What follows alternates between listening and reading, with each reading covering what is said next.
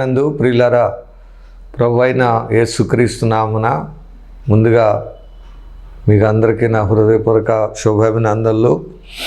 దేవుడు గత దినములన్నిటిలో నెలలన్నిటిలో కూడా ఎంతగానో కాచి కాపాడి ఈరోజు ఇలాగ టీవీ యొక్క రక్షణ దుర్గం అనే టీవీ కార్యక్రమం ద్వారా దేవుని యొక్క వాక్యాన్ని అందించే కృపను దేవుడు నాకు ఇచ్చిన దాన్ని బట్టి ముందుగా దేవునికి వందనాలు చెల్లిస్తున్నాను. అలాగే మీకు కూడా వింటూ అనేక విధాలుగా ప్రార్థిస్తూ సహకరిస్తున్న మీకు కూడా ప్రభు పేరట నా హృదయపూర్వక వందనాలు తెలియజేస్తున్నాను. దేవునికి స్తోత్రం.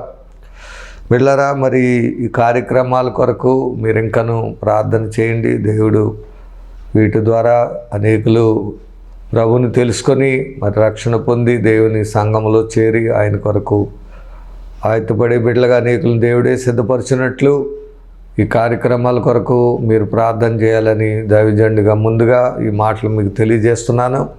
అలాగే ఈ కార్యక్రమాల కొరకు ఆర్థిక సహాయం తెలియజలుసుకున్నవారు మరి ఆ స్క్రీన్ మీద వస్తున్న నెంబర్లకు ఫోన్పే ద్వారా కానీ స్పాన్సరింగ్ చేసి కార్యక్రమాలను ముందు కొనసాగించట్లో సహకరించాలని కూడా దైవజనుడిగా ముందుగా ఈ మాటలు మీకు తెలియజేస్తున్నాను. దేవుడు మిమ్మల్ని దీవించి ఆశీర్వదించును గాక. ఇక్కడ ఈరోజు దేవుడిచ్చిన వాక్య భాగాన్ని మనం చదువుకుందాం. దేవుని పరిశుద్ధ గ్రంథములో నుండి అపోస్తుల కార్యములు 10వ అధ్యాయము 9 నుండి కొన్ని వచనాలు మనం చదువుకుందాం. 9 నుండి 16 వచనాలు మనం చదువుకుందాం. మరునాడు వారు ప్రయాణమైపోయి పట్టణమునకు సమీపించినప్పుడు పగలు ఇంచుమించు 12 గంటలకు పేతురు ప్రార్థన చేయుటకు మిద్ది మీదకెక్కెను. అతడు మిక్కిలి ఆకలి కొని భోజనం చేయగోరెను. ఇంటివారు సిద్ధము చేయుచుండగా అతడు పరవశుడై ఆకాశము తెరుబడుటయు 4 చెంగులు పట్టి దింపబడిన పెద్ద దుప్పటి వంటి ఒక విధమైన పాత్ర భూమి మీదకు వచ్చిచుండే చూచెను. అందులో భూమి యందుండు సకల విధములైన చతుష్పాద జంతువులను ప్రాకు పురుగులను ఆకాశ పక్షులను ఉండెను. అప్పుడు పేతురు, నీవు లేచి చంపుకొని తినమని ఒక శబ్దం అతనికి వినబడెను. అయితే పేతురు, వద్దు ప్రభువా, నిషిద్ధమైనది అపవిత్రమైనది ఏదైనను నేనెన్నడను తినలేదని చెప్పగా, దేవుడు పవిత్రము చేసిన వాటిని నీవు నిషిద్ధమైన వాటిగా ఎంచవద్దని మరలా 2వ మారు ఆ శబ్దం అతనికి వినబడింది. ఇలాగ 3 మారు జరిగింది. వెంటనే ఆ పాత్ర ఆకాశమునకు ఎత్తబడింది. దేవుడి వచనం దీవించునుగాక. ఇక్కడ పేతురు గారు కలిగిన ఒక దర్శనము గురించి ఈరోజు మనం నేర్చుకోబోతున్నాం. బిడ్డలారా, చాలా అద్భుతమైనటువంటి దర్శనం ఇది. ఆయన యూదుడై ఉన్నాడు. ఇప్పుడు సువార్త అనేది మొత్తం అన్యజనులకేంటి, లోకంలో ఉన్న మానవులందరికీ సువార్త అందివ్వాలని దేవుని ఉద్దేశం.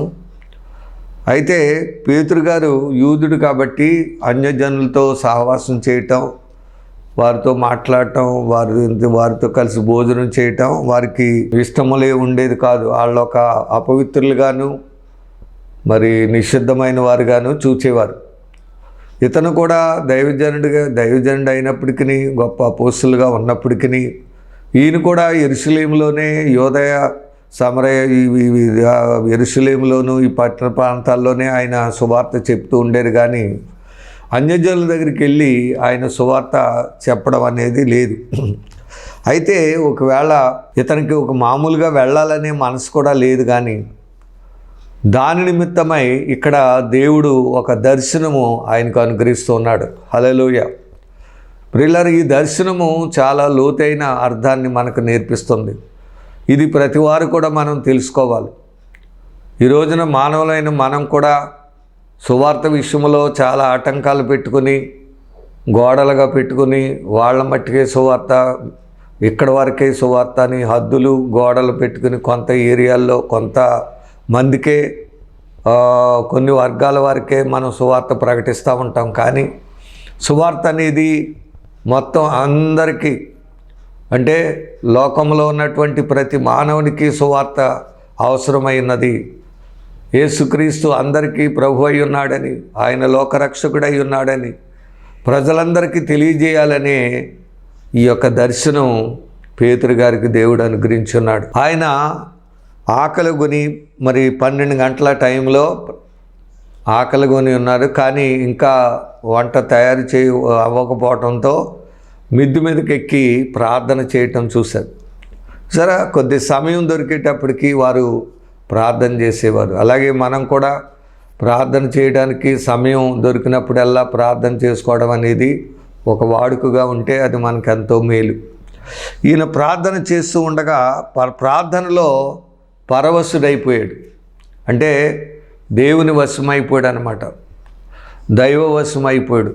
ప్రియులారా, బైబిల్లో అంటే మన ప్రేయరు బాగా పీక్ అంటే ఎక్కువ ఉన్నతమైన ప్రేయరు అనుభవం కలిగినప్పుడు ఈ ఆత్మ పరవశులు అవ్వటం అనేది జరుగుతూ ఉంటుంది. అలాగే ప్రకటన గ్రంథంలో కూడా భక్తుడైన యోహాను కూడా ఆ యొక్క పద్మాసు దీవిలో పరవశుగా ఉంటున్నప్పుడు ప్రభు దినమందు ఆ పరవశుడైనట్టుగా వ్రాయబడి ఉన్నది. అక్కడ కూడా దేవుడు ఆయనకి దర్శనమిచ్చి ప్రకటన గ్రంథాన్ని వ్రాయించినట్లుగా మనం చూస్తున్నాం. కనుక ప్రార్థన ద్వారా పరవశులు అవ్వడం, అప్పుడు దైవ దర్శనాలు వాళ్ళు కలగడం, దాని ద్వారా ఒక గొప్ప పాఠాన్ని వారు నేర్చుకోవడం, లేక గ్రంథాలు రాయటం, ఇలాగ అనేక విధాల అక్కడ అనుభవాలు దైవభక్తులు కలిగి ఉన్నట్లుగా మనం చూస్తున్నాం. ఇక్కడ ఈయన ఎప్పుడైతే పరవశుడయ్యాడో అంటే వెంటనే దర్శనం కనబడుతోంది. ఏంటంటే ఆకాశము తెరవబడుటయు 4 చెంగులు పట్టి దింపబడిన పెద్ద దుప్పటి వంటి ఒక విధమైన పాత్ర భూమి యందు దిగువచ్చుట చూచిన. ఒక పాత్ర దిగువస్తూ ఉంది. అందులో ఏమున్నాయంటే భూమి మీద ఉన్న ప్రాకే పురుగులు, సకల విధములైన చతుస్పాద జంతువులు, ఆకాశ పక్షులు, ఇలాగా కొన్ని నిషిద్ధమైనవి. ఓల్డ్ టెస్ట్మెంట్లో మరి లేవీకాండం మనం 11వ అధ్యాయంలో మనం చదివితే అక్కడ ఏ జంతువులను తినొచ్చు, ఏటిని తినకూడదు, ఏ పక్షులను తినొచ్చు, ఏ పక్షులను తినకూడదు, లేకపోతే జలచరములు ఉన్నాయి, చేపలు, అంటే ఏ రకమైన జలచరములు తినొచ్చు తినకూడదు అని అక్కడ దేవుడే ఆ పవిత్రమైన వాటిని అపవిత్రమైన వాటిని చెప్పి వాటిని తినకూడదని అక్కడే చెప్పారు. అందులో ఈ లిస్టులో ఉన్నాయన్నీ కూడా అక్కడ తినకూడదని ఉంటాయి. ఏది? చతుస్పాద జంతువులు, అంటే 4 కాళ్ళతో పాకే జంతువుల్ని తినకూడదు అని అక్కడ దేవుడే రాసి పెట్టాడు. రెండోది ప్రాకు పురుగులు, భూమి మీద ప్రాకే పురుగు ఏది కూడా తినకూడదని అందులో రాయబడింది. ఆకాశ పక్షులను, అంటే ఆకాశం మీద అనేక పక్షులు ఉన్నాయి, అందులో ఏయో కొన్ని పక్షులు తినొచ్చు కానీ చాలా మట్టుకు తినకూడదని దేవుడు చెప్పాడు. ఇప్పుడు ఇక్కడ ఈ పాత్ర, ఈ దుప్పటి పాత్ర వచ్చింది, అందులో ఇవి ఉన్నాయి. ఇవి ఉంటే దేవుడు ఏమన్నాడంటే, పేతురు నీవు లేచి భోజనమును చంపుకొని తినమని ఒక శబ్దం వినపడేది. హల్లెలూయా. తినమంటున్నాడు ఇక్కడ. ఏంటిని తినమంటున్నాడు? ఇది అపవిత్రమైనవి, ఇవి తినవద్దన్నవి, ముట్టుకోవద్దన్నవి. అక్కడ లేవికాండం మీద చదివితే వాటిని ముట్టుకోకూడదని ఉంటుంది. ముట్టువాడు స్నానం చేసి సాయంత్రం వరకు అపవిత్రుడై ఉంటాడని ఉంది. కాబట్టి ఇక్కడ దేవుడు ఏదైతే తినకూడదనో అన్నాడో, ఏదైతే ముట్టకూడదన్నాడో దాన్ని ఇక్కడ పేతురు గారితో చంపుకుని తినమంటున్నాడు. అయితే అది పేతురు గారికి అర్థం అవ్వలేదు. ఏంటో ఈ దర్శనం ఏంటో అర్థం అవ్వక, బిళ్ళరా ఆయన ఏమన్నాడంటే, వద్దు ప్రభువా, నిషిద్ధమైనది కానీ అపవిత్రమైనది కానీ ఏదైనాను ఎన్నడూ తినలేదని చెప్పగా, సరే నేను ఎప్పుడూ కూడా ఇలాంటివి తినలేదు ప్రభు, ఎందుకంటే వాక్యం ఉంది కదా, తినకూడదని ఉంది కాబట్టి నేను ఎప్పుడు తినలేదు ప్రభువా అని అంటే, అప్పుడు దేవుడు ఏమన్నాడంటే, దేవుడు పవిత్రం చేసిన వాటిని నీవు నిషిద్ధమైన వాటిగా ఎంచవద్దని మరలా 2వ మారు ఆ శబ్దం అతనికి వినబడి, ఇలాగ ముమ్మారు జరిగింది. ముమ్మారు దేవుడు సెలవిచ్చాడు. ఏమనంటే, దేవుడు పవిత్రం చేసిన వాటిని నీవు నిషిద్ధమైన వాటిగా ఎంచవద్దు. ఇది పాఠం. ఇక్కడ బిడ్డలారా, మనం ఈ దర్శనంలో ఆయన పేతురు గారికి నేర్పుతున్నటువంటి విధానం ఏంటంటే, ఇక్కడ పక్షులు లేకపోతే జంతువులు వాటి గురించి కాదు, కానీ ఇక్కడ అన్యజనుల గురించి. యూదులు అన్యజనులతో సహవాసం చేయరు, వారిని ముట్టుకోరు, వాళ్ళు ముట్టుకుంటే అపవిత్రులు అవుతారు, వారు పెడితే తింటాం కానీ వారితో సహవాసం అనేది వారు చేయరు. అయితే ఇక్కడ ఏంటి దర్శనము అని ఆయన ఆలోచిస్తూ ఉన్నాడు. ఈ దర్శనం ఏమై ఉంటుందో, ఇది ఎందువల్ల దేవుడు ఎలాగ తెలియజేశాడు అని ఆయన ఆలోచిస్తున్న సమయంలో బిళ్ళారు అప్పుడు కొర్నేలి ఇంటి నుంచి వచ్చినటువంటి మనుషులు ఇక్కడికి రావడం, వెంటనే మరి పేతురు గారి గురించి వారు అడుగుతుంటే వెంటనే పేతురు దిగి నేనే ఆ మనుషుడిని అని చెప్పడం, వారందరూ కలిసి భోజనం చేయటం, మర్నాడు కొర్నేలి ఇంటికి, ఎందుకంటే దేవుడు చెప్పాడు కాబట్టి, దేవుడు ముందుగానే ఒక దర్శనం ఇచ్చాడు కనుక ఆ దర్శనాన్ని బట్టి, ఆ దర్శనానికి లోబడి నేను వెళ్ళాలనే తలంపు ఆయన కలిగి దేవుడు పంపిస్తున్నప్పుడు ఎవరు వెళ్ళకుండా ఉంటారు? తప్పనిసరిగా వెళ్ళిపోవలసిందే. అలాగా ఆయన దేవుని దర్శనానికి లోబడి వారితో పాటు కూడా మరి కొర్నేలింటికి వెళ్ళినట్లుగా మనం చూస్తున్నాం.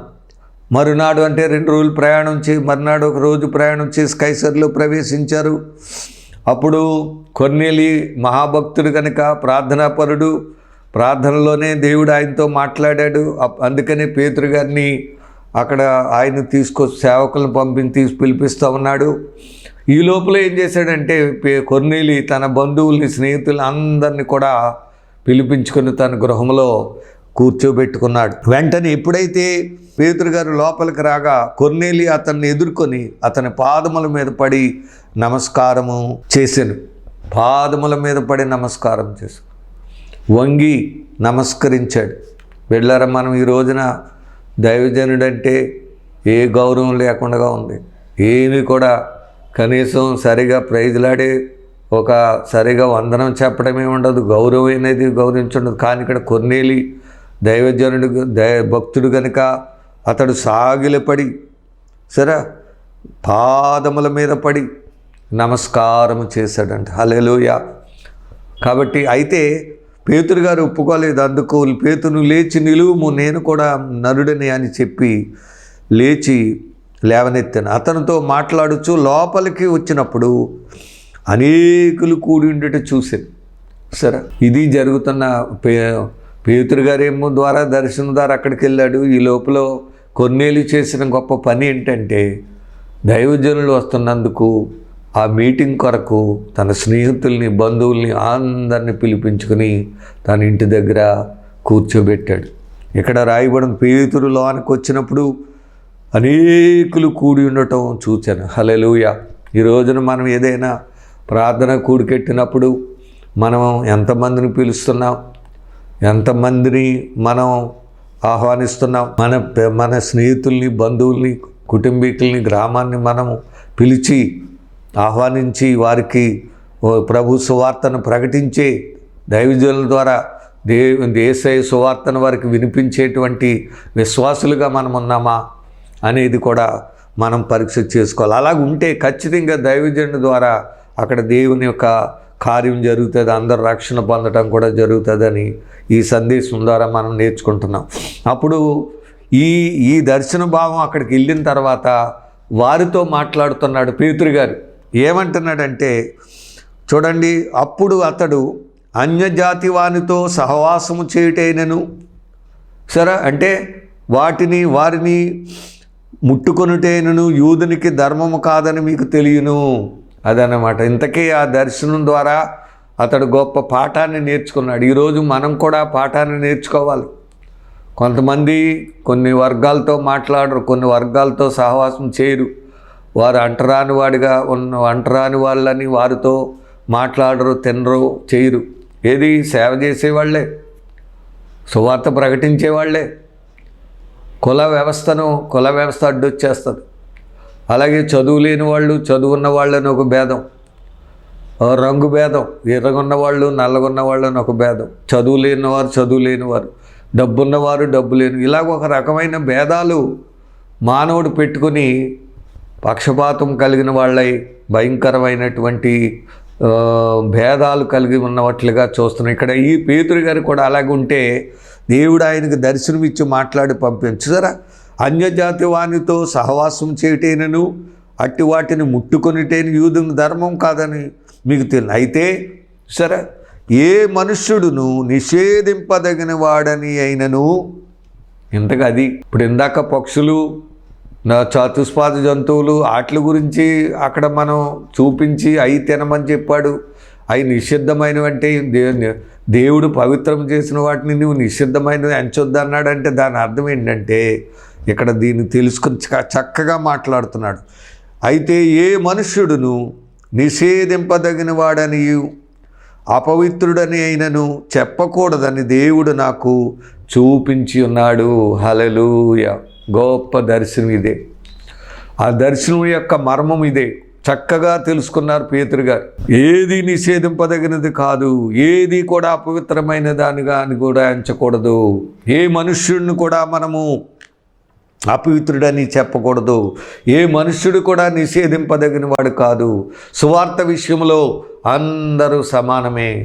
అందరికీ సువార్త ప్రకటించాలి. యేసు అందరికీ అని అక్కడ చక్కగా బోధించాడు. కాబట్టి నేను పిలిచినప్పుడు అడ్డమేమి చెప్పక, సరే, ఎప్పుడైతే దేవుడు ఎలా చూపించాడో ఆటంకం ఏమి చెప్పక వచ్చి తిని కనుక ఎందు నిమిత్తం నన్ను పిలిచి పంపరు దాని గురించి అడుగుచున్నాను వారు చెప్పాను. అందు కొర్నేలి తనకు కలిగిన దర్శనం అంతటిని కూడా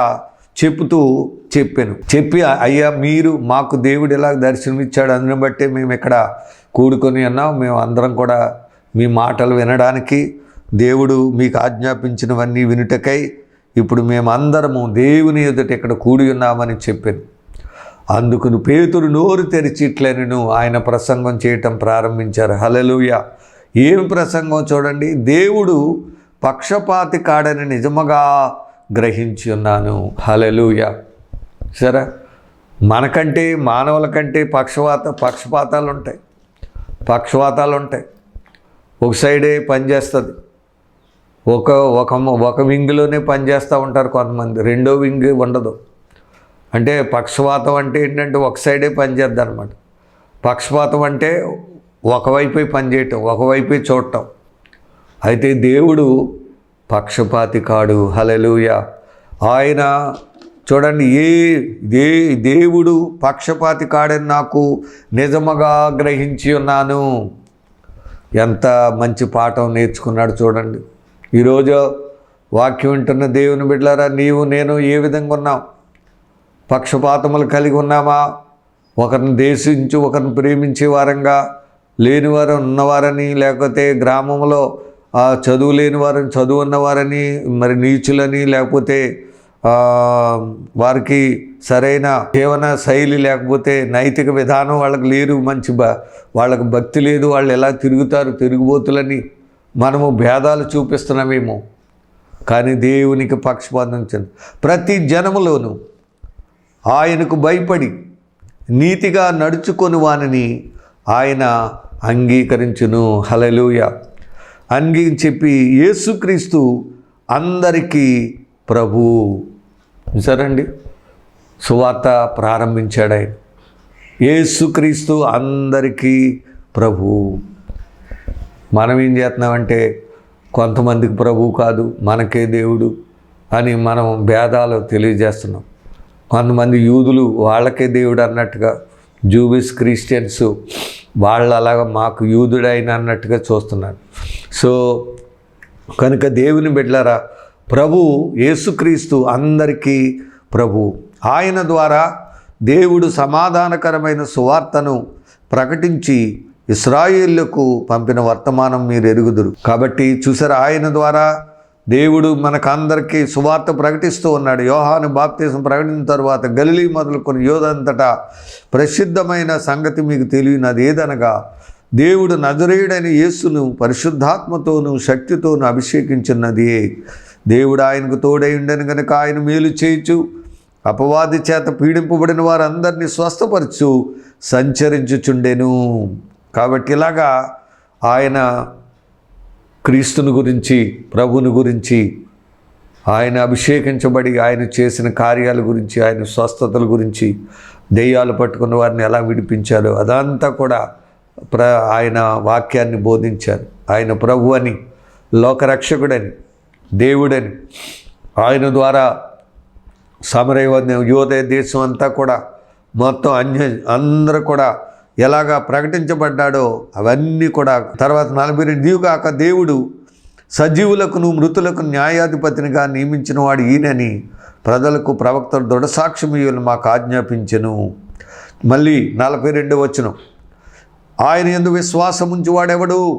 వాడు ఆయన నామ మూలముగా పాప క్షమాపణ పొందినని ప్రవక్తలందరూ ఆయన గురించి సాక్ష్యం ఇచ్చుచున్నారనెను. హల్లెలూయా. ఆయన ద్వారానే పాప క్షమాపణ అంటే లోకరక్షకుడు. ఆయన ఇందాకేమో యేసుక్రీస్తు అందరికీ ప్రభు అన్నాడు, ఇక్కడేమో రక్షకుడని చెప్తున్నాడు. ఆయన తండ్రి చేత అభిషేకించబడి వచ్చి ఆయన మరి రోగులందరినీ స్వస్థపరచడం, దెయ్యాలు పట్టుకుని విడుదల ఇవ్వడం, సువార్తను ప్రకటించడం ఇలా జరిగి ఆయనే అందరికీ న్యాయాధిపతి, నీతివంతుడిగా ఉన్నాడనే సత్యాన్ని వారందరికీ తెలియజేస్తున్నారు. ఇలాగా వాక్యాన్ని బోధిస్తూ ఉన్నారు. హల్లెలూయా. ఎప్పుడైతే ఇలా బోధిస్తున్నారు, ఆయన ఇంకా ప్రసంగం జరుగుతూ ఉండగానే ఒక అద్భుతమైన మరి కార్యం అక్కడ జరిగింది ఆ గృహంలో. ఏంటంటే పేతురు ఈ మాటలు ఇంకనూ చెప్పుచుండగా అతని బోధ విన్నవారందరి మీదకి పరిశుద్ధాత్మ దిగెను. హల్లెలూయా. సరండి, జనరల్గా ముందు మారు మనసు, బాప్తిసం, పరిశుద్ధాత్మ ఇలాగ క్రమం వస్తుంది. కానీ ఇక్కడ అలా కాదు, ముందే పరిశుద్ధాత్మ పొందేశారు. హల్లెలూయా. ఇది ఒక ఆశ్చర్యం. ఇది అన్యజనులు పరిశుద్ధాత్మను పొందేశారు. వాళ్ళు ఎలాగా అపోస్తులు ఆ యొక్క మేడగదిలో ఏ రకంగా వారు పరిశుద్ధాత్మను పొందే అనుభవం కలిగి ఉన్నారో అదే ప్రకారంగా వీరు కూడా ఆత్మను పొందేశారు. వీళ్ళ దేవుని ఆత్మ, పరిశుద్ధాత్మ అందరూ పొందుకోవాలి. ప్రభు సంఘం అంటేనే ఆత్మ కలిగిన సంఘముగా ఉండాలి. పరిశుద్ధాత్మను పొందుకున్న సంఘాలుగా ఉండాలి. సంఘము పరిశుద్ధాత్మతో నింపబడి సంఘముగా ఉండాలి. చూడండి, రక్షణ పొందారు, వెళ్ళారు, సువార్తను విన్నారు, మారు మనసు పొందారు. ఇక బాప్తీసాలు పొందలేదు, కానీ పరిశుద్ధాత్మను పొందేశారు. తర్వాత బాప్తీసాలు పొందినట్లుగా చూస్తున్నాం. ఏమంటున్నాడు చూడండి, 47వ వచనంలో గొప్ప మాట పేతురు గారు చెప్తున్నారు. అందుకు పేతురు, మనవలే పరిశుద్ధాత్మను పొందిన వీరు. సరే, మనవలే అంటే అక్కడ అపోస్తుల గారు 2వ అధ్యాయం మా మేడగదిలో పెంతెకొస్తనే పండుగ దినమందు ఏ విధంగా పేతురు గారు, అపోస్తులు అందరూ ఏ విధంగా ఆత్మను పొందారో మనవలే వీరు కూడా ఆత్మను పొందారు. హల్లెలూయా.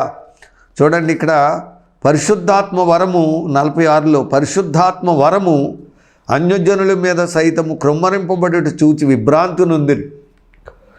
సరే, అన్యజనుల మీద కూడా పరిశుద్ధాత్మ వరము ఇవ్వబడింది. ఏలైనగా వారు భాషలతో మాట్లాడుచు దేవునిని గనపరుచుండగా వినిరి. ఆత్మ అనేది కంటికి కనపడదు, కానీ ఆత్మ ఎవిడెన్స్ ఏంటంటే, ఫిజికల్ ఎవిడెన్స్ ఏంటంటే, ఆత్మ పొందుకున్నారనే ఎవిడెన్స్ ఏంటంటే వారు భాషలతో మాట్లాడడం, దేవుణ్ణి గనపరచడం, ప్రవచనాలు చెప్పడం. ఈ క్రియ అనేది ఎవిడెన్స్గా ఉన్నాను. Physical evidence of the baptism in the holy spirit. పరిశుద్ధాత్మ బాప్తిజం అనేది ఆత్మ మనకు కనబడదు, కానీ ఆ శక్తిని పొందుకున్నప్పుడు వారు భాషలు మాట్లాడుతూ మరి దేవుని గనపరచడం, ప్రవచనాలు చెప్పడం, రకరకాలుగా వారు చేయడం అనేది చూసినప్పుడు మనకి వారు దేవుని ఆత్మతో నింపబడి ఏలైనగా అంటున్నాడు. ఎందుకు పరిశుద్ధాత్మ పొందారని విభ్రాంతి పొందారంటే వాళ్ళు భాషలతో అలాగా అపోస్తుల కార్యం అక్కడ మరి మేడగదిలో కూడా వాళ్ళు పరిశుద్ధాత్మ పొందుకున్నప్పుడు వారు అన్య భాషలతో మాట్లాడటం మనం చూస్తున్నాం. అలాగే అపోస్తుల కార్యం 19వ అధ్యాయంలో పౌలు గారు వారి మీద చేతుల నుంచి ప్రార్థించి వారి మీద పరిశుద్ధాత్మ వచ్చినప్పుడు వారు కూడా భాషలతో మాట్లాడడం, ప్రవచనాలు చెప్పడం, దేవుని గణపరచడం ఇలా జరిగే కార్యం. అదనమాట ఎవిడెన్స్. ఎక్కడైనా సరే, ఏ ఊరైనా ఏ ప్రాంతమైనా ఎవరైనా పొందుకుంటే this is the only physical evidence అని మనం ఎప్పుడు మర్చిపోకూడదు. కాబట్టి దేవుని బిడ్డలారా, మనము మనవలే పరిశుద్ధాత్మను పొందిన పేతురుగా చెప్పి యేసుక్రీస్తు నామమందు వారు బాప్తిసం పొందవని ఆజ్ఞాపించారు.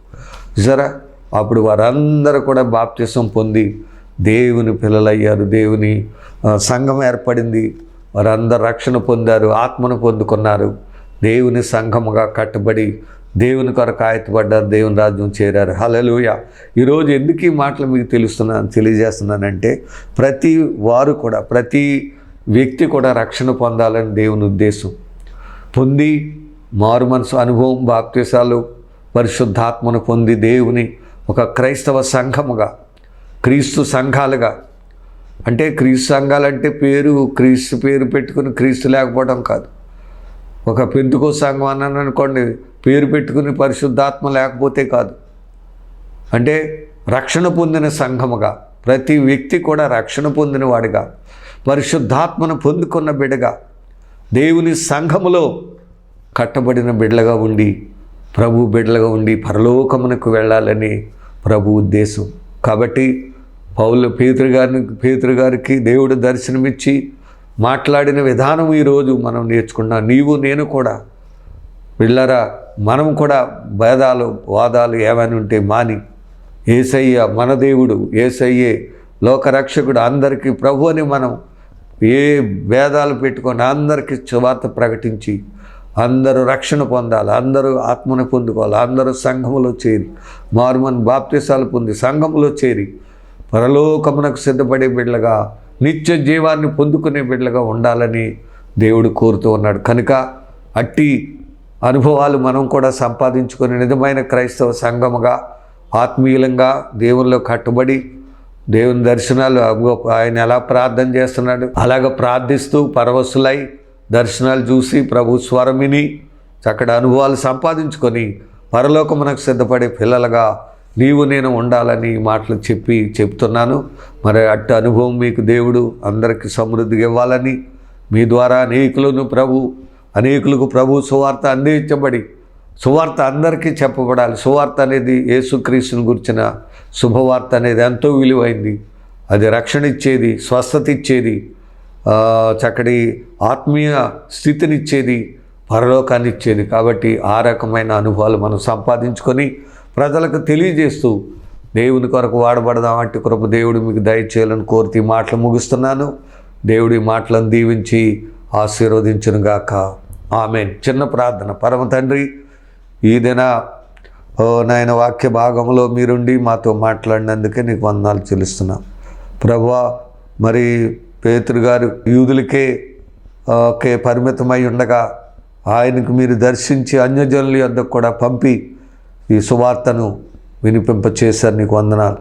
అలాగే మేము కూడా తండ్రి భేదాలు ఏం పెట్టుకోకుండా, వాదాలు ఏం పెట్టుకోకుండా అందరికీ ప్రభు అని, లోకరక్షకుడని, నాయన నిషిద్ధమైన వారు దేవుని దృష్టిలో నిషిద్ధమైన వారు కానీ అపవిత్రులైన కానీ ఎవరు లేరని, అందరికీ ఆయన పక్షపాతం లేనివాడని, ఆయన అందరికీ ప్రభు అని మేము కూడా తెలుసుకొని ప్రతి బిడ్డను ప్రేమించి ప్రతి బిడ్డతో సహవాసం చేసి ప్రతి బిడ్డతో మాట్లాడి క్రీస్తుని గురించి వారికి తెలియజేసి నువ్విచ్చే రక్షణ, నువ్విచ్చే స్వస్థతలు, నువ్విచ్చే ఆత్మీయ జీవితాన్ని అందరికీ తెలియజేసి ప్రభు సంఘములో చేర్చి నీ కొరకు ఆయత్తపడి బిడ్డలుగా సిద్ధపరచుటకు మీరే కృప చూపించండి. అటువంటి ఆత్మీయ బిడ్డలుగా అందరినీ మీరు తయారు చేయండి. చక్కటి రక్షణ పొందిన క్రైస్తవులుగా, ఆత్మను పొందిన బిడ్డలుగా నీ సంఘంలో జీవిస్తూ సాక్షులుగా ఉంటూ నీ కొరకు ఆయత్తపడి బిడ్డలుగా ఉండే కృప చూపించమని, విన్న వాక్యం అందరి హృదయాల్లో పడి అది నూరంతలుగా ఫలించుటకు మీరే సహాయం చేసి మహిమ పొందమని, ప్రార్థనకు ప్రతిఫలం దయచేయమని మా ప్రభువును ప్రియరక్షకుడైన యేసు నామమున అడిగి వేడుకొనుచున్నాము తండ్రి. Amen. Amen. God bless you. దేవుడు దీవించును గాక. Thank you.